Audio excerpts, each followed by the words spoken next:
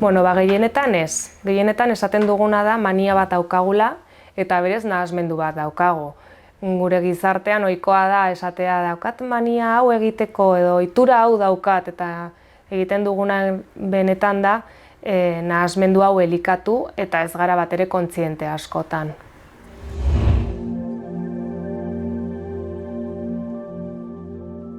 Argi esan behar dugu trastorno obsesibo-konpultsiboan bi elementuak agertu behar direla, bai obsesioak eta bai konpultsioak. Obsesioak askotan kontrolarekin daukate harremana, konprobazioak izaten dira, ez? Buruan hau itzali dut, edo gaixotasun hau daukat, edo beste mota batzuetako besteen ganako adibidez, ez? Min emango diot, edo horrelako pentsamenduak zer eragiten dute horiek, konpultsioak, ez? Konprobazioak, edo jokabide errepikatuak, adibidez, azpialdi zerbait ukitzea, edo zerbaiti argazki bat egitea konprobatzeko ondoren hori ongi egina dagoela. Eta beste batzuetan, adibidez, erritualak eta guzti sortzen dira, ez? Adibidez, ohera joateko beti erritual hau egin behar dut, lehenengo hau, gero bestea eta gero ondorengoa. Eta horrela lasai joaten naiz ohera. Eta hor dago tranpa, ez? Lasaitasun horrek elikatzen du sistema hau. Horregatik gero behin da berriz egin behar dugu gauza bera, lasaitasun hori lortzeko. Horrek dakarren arazo guztiekin. Jakin behar dugu obsesibo-konpultsiboaren nahasmendu hau, ez? Antsietatearen nahasmenduen artean dagoela, orduan oinarria hori dela, eta desberdintasuna hor dagoela, ez? Ideia bat errepikakorra da gure buruan, eta jokabide bat eskatzen digula, antsietate hori lasaitzeko, eta ziklo hori dela nahasmendu obsesibo-konpultsiboa.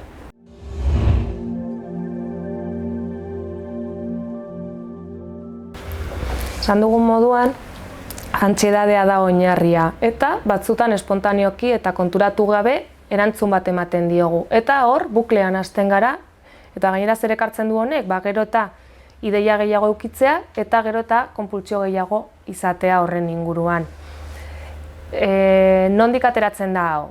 Alde batetik, bai kontekstuala ez, gizartetik, gure daukagun erritmo mailagatik eta exigentziengatik oso antsietate maila altuak izaten ditugu, eta gainera erakutsi digutena da kontrola gero eta gehiago eduki, orduan eta seguruago gaudela eta lortuko dugula guk nahi duguna. Eta hortik ja ideia hortatik hasten gara gauza kontrolatu nahian eta horiek dira konpultsioak.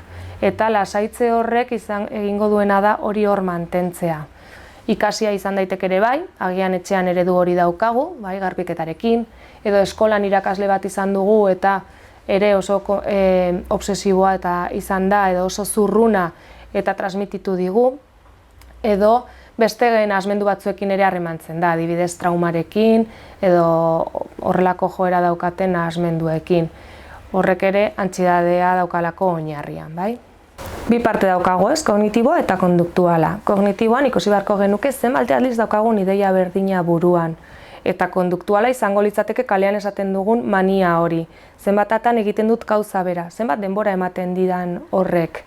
Eta kanpotik ere esaten diguten askotan, ez? Daukazu beti hau egiteko ohitura, orduan hori kontutan hartzea indikadore bat izan daiteke.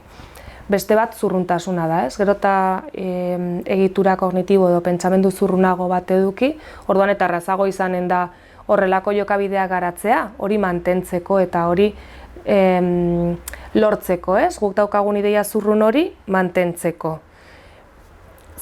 Nola gehiago nabarmendu daiteke? Dauzkagun gero jokabide objektiboekin, ez? Batzutan kontatu beharko dugu edo konturatu beharko gara atea itxita dagoen, 3 aldiz konprobatzen dudala egunero, kotxea ongi itxita dagoen, sukaldeko plaka, edo zenbatetan joaten garen adibidez sendagilearen gana, ez? Zenbatetan pentsatzen dugu gaixotasun bat daukagula, araioan, ez daukagu ezer, eta hori urtean zenbatetan gertatzen da. Horrelakoak ikustea, irizpideak izan daitezke, hau garatu dugun edo ez ikusteko, eta orduan, profesional baten gana joatea eta galdetzea oso egokia litzateke.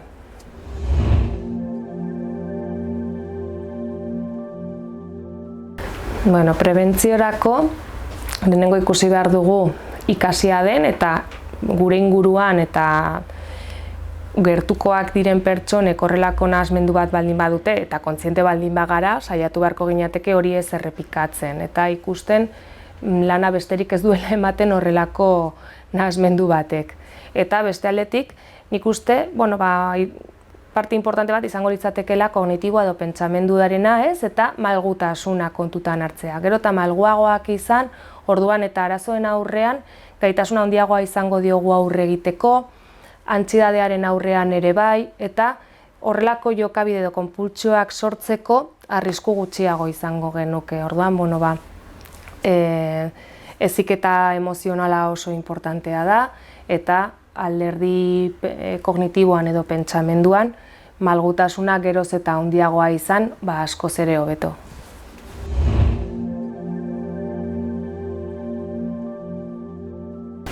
Nahasmendu obsesiboaren ondorioak garatutakoaren arabera joango da, ez? Gauza konkretu bat baldin bada, hortan bakarrik eragingo du adibidez. Historian zehar gertatutako zerbaitengatik, beti konprobatzen dut giltzak gainean ditudala etxetik atera aurretik. Horrek oso afekzio gutxi izango du eta konpontzea ere erraza izanen da. Gero eta konpultsio gehiago eduki, orduan eta zailago izango da, eta erritualak hor tratamendu bat beharko genuke profesionala gainera. Eta gainera estremora joaten baldin bagara, sortzen diren sistema hauek gure gorputzean ere eragiten aldute, zergatik, gure loaldian eragingo dutelako, bai antsiedade maila oso altua izango delako, eta agian ohetik ere altxatu behar dudalako konpultsio horiek betetzeko, elikadurarekin harremantzen baldin badira, elikadurekin harremandutako nahasmenduak ere sortuko ditugu. Kirolarekin eta horrelako beste askorekin, ez bakarrik gure egoera psikologiko eta emozionalean, baizik ere eta gure egoera fisikoan ere eragingo dute. Eta horrek ere ingurukoekin arazoak sortuko ditu, elikadurarekin oso zurruna baldin banaiz, ondokoa ere ez du ulertuko edo liskarrak ekarriko ditu, edo agian berak ikusiko du arazo bat daukadala eta horrek ere beste arazo batzuk ekarriko ditu harremanean, eta orduan, jakin behar dugu, agian mania txiki bat eukitzeak ez daukala bestelako arazorik, baina jartzen baldin bagara geroz eta gehiago garatzen eta egiten, orduan bai sortuko direla arazo larriagoak, eta batzutan ikusten ditugula bulegoan pertsonak bai bere buruarekin eta bai inguruko pertsonekin arazo handiak dituztenak, adibidez lantokian ere bai, ez?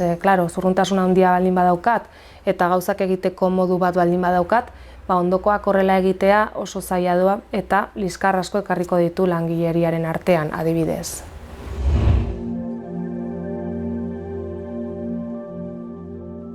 Nahasmendu obsesibo-konpultsiboaren inguruan ikerketa asko dago eta tratamenduak geroz eta zentratuagoak daude.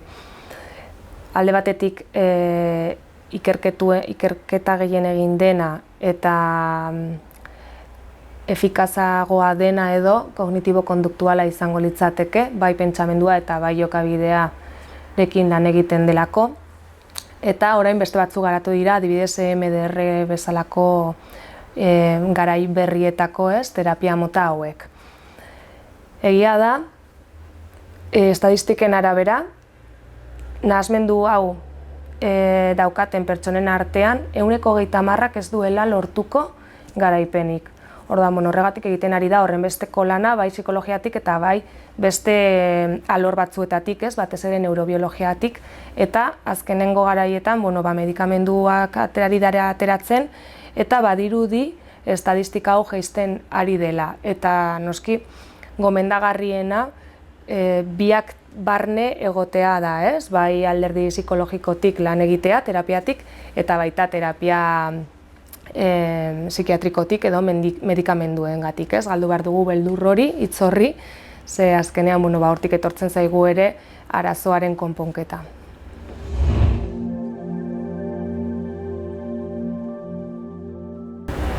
Gai honen inguruan, agian hemen zerbait berria esatearren, ikusi behar dugu ere bai, nola inguruak askotan sistema hauek errefortzatzen dituen, zergatik agian lanean produktiboagoa zarelako, edo gauza guztietara iristen zarelako, edo horrelako diskurtsoarekin aurkitzen ditugulako askotan gure inguruko pertsonak. eta hori gure onurarako ez da, gainera, eta egiten duena da gainera gauza okertzea. Orduan, argi eduki behar dugu, sistema hauek agian hasieran ondorio onak ekartzen aldituela, baina luzaroan arazo handiak ekarriko dituela bai gure buruarekiko eta bai inguruanearekiko. Estatistiken arabera, nerabezarotik 40-50 urtera arte hor egongo litzateke blokerik handiena, ez? Arraroa da haurtzaroan aurkitzea, baina egia da gero eta haur gehiago aurkitzen ditugula arazo honekin. Segurazki gizarteak ematen dien feedback edo erantzunagatik, ez? Edo erakusten dionagatik. Eta normalean, nerabezaroan agertzen hasten direla lehenengoak, lehenengo konpultsioak edo lehenengo erritualak, eta hori denboran zehar mantentzen direla normalean, helduarora iritsi arte, eta kontzientzia gehiago hartuz edo arazoak ekarri dituelako. Eta egia da ere bai, horrekin bukatzeko normalean tratamendu bat behar dela. Horren beste denbora pasatu izan denez, oso integratuak ditugu sistema hauek, eta horri buelta emateko baliabide pertsonalak baino askoz ere gehiago behar ditugula.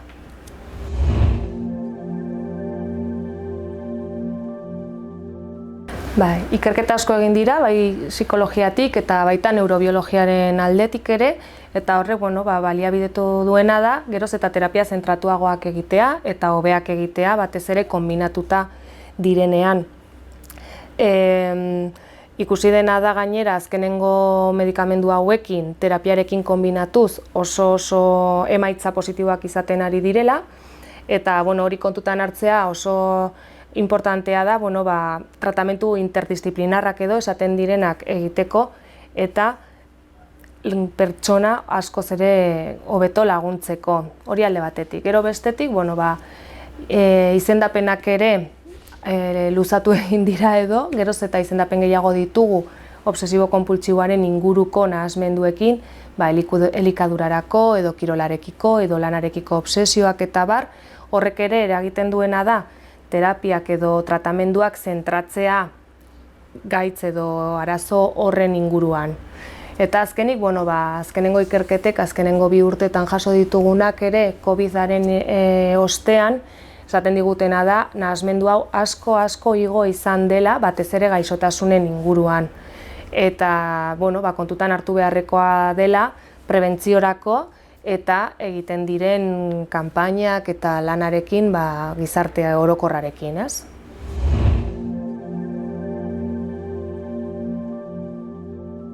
Mahai gainen jartzea, ez? 3 puntu berriro, eta dira, lehenengoa obsesibo-konpultsiboaren nahasmendua ez direla mania batzuk bakarrik, arazo asko ekartzen aldituela egunerokotasunean, bai etxean, bai lanean, pertsonalki, bai besteekiko.